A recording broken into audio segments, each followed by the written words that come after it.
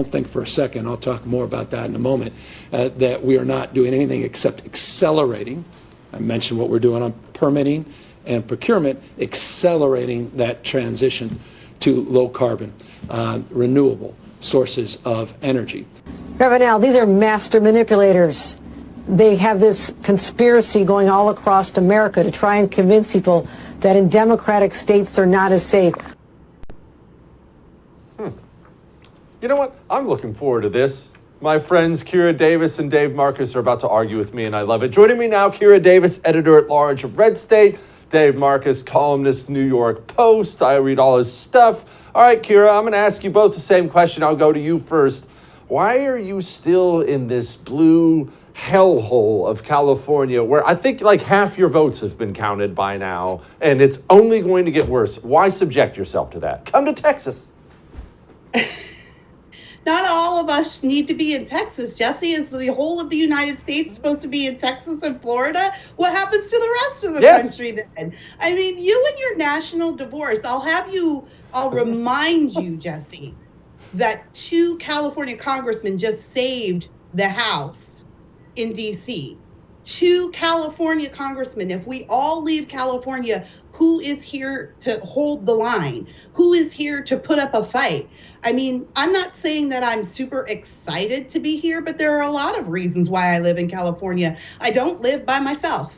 I have a family. I have a husband who has a job here. I have a daughter who goes to school here. I have a lot of ties to California, and there are a lot of reasons why, even if I wanted to get up and move, I couldn't really afford to get up and move. So some of us have to stay and fight. I understand your point of view, and I understand that it is frustrating. I mean, no one is more frustrated than me right now, Jesse. I'm running for school board and only half my votes are counted right now, and I'm behind. So I definitely am, frustrated. But at the same time, I don't think you can discount what Californians are doing here to affect real change. And there are a lot of failures going on here. The GOP, the state GOP, has been a massive failure, and that's something that should change and can change. But the idea that we're all supposed to just pick up and move to red states or move to Texas, what happens to the rest of the country? And then what happens to the electoral votes? Okay. Dave, I put the question out there. Why are you living in New York City, Dave? I remember going to New York City during COVID, and it was like I stepped into a different planet of hell. The streets were empty, everything's locked, but you're a New York guy. Why not come live by me?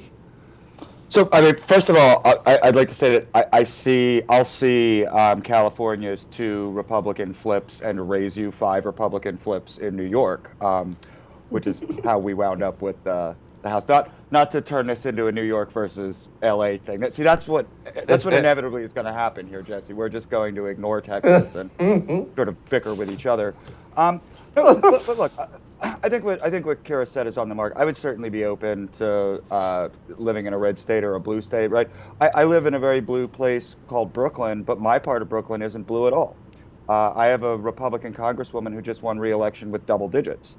The entirety of South Brooklyn really did have a red wave, in large part because of what you said, which was that the lockdowns were so terrible that it's not just that people have a lingering anger about it, it's that the city still doesn't work the way it should. You get on the subway, you just have no idea where you're going to wind up, like literally, no announcement, no nothing, just like the doors open and you hope you're close. So, seriously. At least you have public transportation, Dave. We don't have anything here. I thought, wait, your high-speed rail between Los Angeles and San Francisco isn't done yet? I thought that was, no, still working on that? So look, yeah, that's it. People like different lifestyles, they like different access to things. I do like being able to walk to the bodega at midnight and grab a pack of cigarettes if I need it, that kind of thing. So it's a lot of lifestyle stuff. And as to the divorce, like I said, someplace like New York, there really are these red areas. So I'm just not sure geographically, we don't have a Mason-Dixon line here to play with. So I'm just not quite sure how it would work. No, look, I don't disagree, and you both make great points. To Kira's point, I realize lots of people have ties they can't leave, and to Dave's point, people have lifestyles. New Yorkers love New York, and I love New York, Dave. We have enjoyed ourselves there on more than one occasion. I love New York, but it's not where we're at even.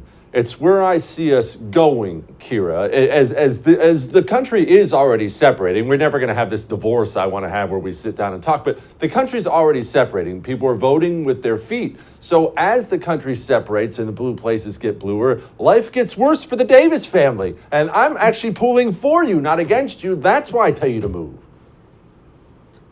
Well, thanks a lot, Jesse, for your concern. Look, the Davis family is right where we're supposed to be. I don't call all the shots, and I definitely believe that I have a calling also as a woman of faith, and that's not something that I take very lightly. When it's time to pick up and go, God will tell me and I'll go. But I've never been a quitter. I wish I could be. I really do wish I could be, but I don't have it in me. I've only ever had to fight in my life, and I'm going to keep fighting. It's all I know how to do.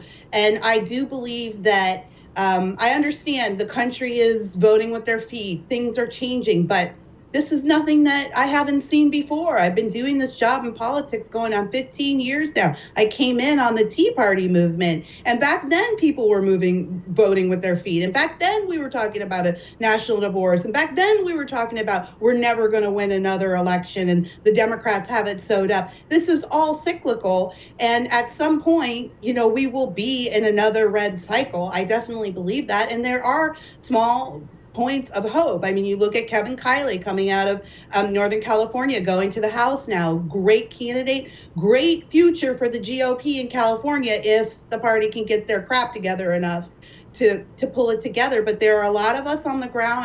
I'm exactly in the same spot as Dave, right? There are deeply red spots in California. And in fact, we do have enough Republican voters in the state to swing elections, but the vote is depressed.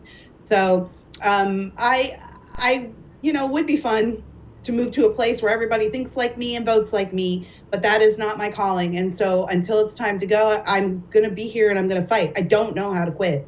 Don't miss Jesse Kelly Breaks History, Che Guevara, the latest episode of a new series available now exclusively for First TV supporters. Visit the First TV app or thefirsttv.com to subscribe and start watching today.